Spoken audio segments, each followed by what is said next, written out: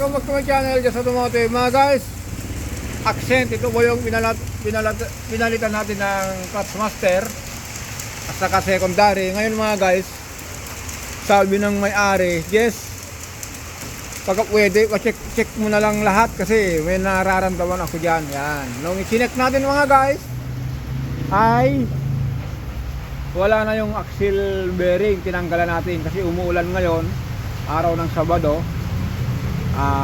Tinanggal natin yun, taran. Dalawa. Bukas mga guys, balikan natin yan. Ngayon mga guys, paano po malaman na sira yung yung bearing? Yan yung bearing na yan. Kasi mga guys, kung tumatakbo na kalod, meron kayo nararamdaman na ugong. Ganito gawin nyo mga guys. Ikutin nyo lang yung gulong, nakakabit yung gulong. Di ba, makita ko po yan. Pagdating na kung may kabit na yung gulong, hawakan nyo itong coil spring. Habang iniikot nyo yung gulong, hawakan nyo ito. Parang yun mga guys, yung tao na merong halak. Habang humihinga ka, hawakan mo yung dibdib mo, merong naririnig na halak. Ganito rin po ito. Habang iniikot mo yung yung bearing, hawakan mo lang ito.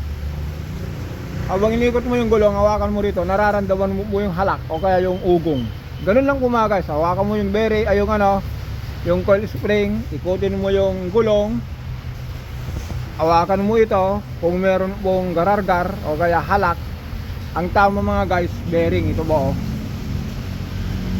ito. Yan. Kaya bukas mga guys, dahil hapon na, kailangan natin magpahinga naman, papalitan natin po yan. Kasi po mga guys, sabi po kasi yung may-ari, Kuya Jess, total andyan na yan, layo-layo yung mga guys, taga Batangas pa yun. Double check mo na lahat para hindi masayang yung oras nyo dyan, araw nyo dyan. Kaya nung rinotice natin mga guys, wala naman kalampag, kundi yung ugong lang. Nung ginak natin na ganyan, pinaikot natin yung gulong, pinawakan natin ito, nagkaroon ng halak, garargar sa bearing. Kaya palit tayo ng axle bearing. Yan, ulitin natin mga guys kung may halak po, ibig sabihin yung bearing may tama. Ngayon mga guys, may dumating na L300. Ano na po ito? Magpa-overtime. Kasi sabi ko, sir, hapon na, hindi ko kakayanin yan. Kung gusto mo, bayaran mo yung bayaw ko, yung isang tao ko rito. Bayaran mo na lang yung OT niya. Sige, kailangan ko kasi yan sa Lunes. Kaya pagawa mo na yan, magpalit ako ng water pump. Yan. Pero mga guys, kita nyo po yung puro kalawang na yan. Maingay. Nung dumating dito, hindi ko na i-record kasi ganun naman ako mga guys na nagbibideo, kulang-kulang tayo, parang yung parang yung si Kuya Jess, kulang-kulang sa paliwanag, kulang-kulang sa detalye. Pero ito ang nakita natin mga guys. Putin natin yan yan, nalbearing yung water pump. Ngayon mga guys, ang masakit dito, kung mapansin nyo po itong timing belt po, wala na yung wala na yung maliit. Ewan ko kung saan napunta. Biglang tumalon, pumunta rito, putol. Tingnan nyo mga guys sa tagal lang tumutulo yung tubig po, yung portion ng tubig na tumutulo, yan, natuluan po yan, kalawang. Itong belt niya po nangawit na. Tapos may ewan kung anong tumama dito, naputol yung timing belt. Ayan, nung habang tumutulo yung tubig, ito po, dapat po nyan, kung umiikot po nyan, dapat po lahat yan merong ganyan. Nangyari mga guys meron pong tinamaan, nangingitim po dyan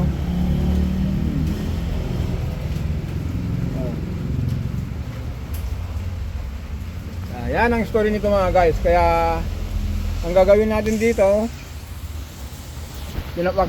kinakalas yung yung bracket ng aircon. Kasi ito yung bracket ng aircon, nakaharang. Wag tanggal natin ng cover. Ayan tignan nyo mga guys, yung yung balancer gear. Naputol yung balancer belt. Ayan. Isang ano yan mga guys, isang aral sa lahat. Kung meron kayo naririnig na konting ugong, magpa-check na po kayo. O kaya kung meron po kayo napapansin na abnormal lang po yung temperature nyo, nagbabawas yung tubig. Kasi po mga guys, kaya po nag-overheat po niyan. Kung sira ang bearing po, yung seal kit po, gumaano po yun, wala na po sa forma po nun. Tutulo na po yan. Ito po kasi nantay na ano, na ganito kalala. Oh. Kaya gagawin na namin natin ang ano ito mga guys. First and second episode na naman yan. Ano po ito? L300 4D56 engine. Ang issue, tagas, sabay natin yung timing belt na rin. Kasi mga guys, tignan nyo oh. Parang sabi kasi, kanina pumunta dito, sir, sabay na lang natin kaya yung timing belt. Sabi niya, hindi, kapapalit lang yan. Nung isang taon lang yan. Ayan. Hindi natin alam kung anong klase yung ikinabit nila, pero palagay ko ito mga guys, pwedeng peke o kaya may tinamaan kasi yun oh, merong gas-gas oh. Tapos ito, naputol. Yan oh. Yung itsura niya mga guys oh, nangawit na. Wala na. Itong portion na to, natutuluan na lang, hindi na gumagalaw. Diba? Yan. May kinakalas po kasi, ulitin natin, may kinakalas din sa ano, dyan sa bracket ng aircon. Yan, kinakalas yan. Kasi po, nakaharang. Kaya kailangan nating kalasin yung 4 na tornilyo dun sa bracket ng aircon para makalas yung compressor, para makalas natin to. Dahil natin sinasabi ano. Kaya ayan. Yan ang story ng L300 mga guys. Pumunta dito, pumasok dito, alanganin na oras, alas 4, alas 5. Sabi niya, Kuya Jess, maingay, may tulo. Ayun. Pag-check ng ano, ng pagtanggal ng cover, hindi lang pala yung ano, hindi lang pala yung ano, yung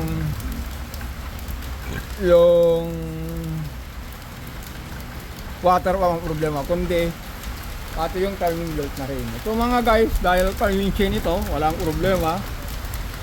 Pero ulitin natin, ang naging issue nito, yung bearing dito, kung ikotin nyo yung gulong, hawakan nyo yung spring, kung merong garargar o kaya halak, wheel bearing na po yan.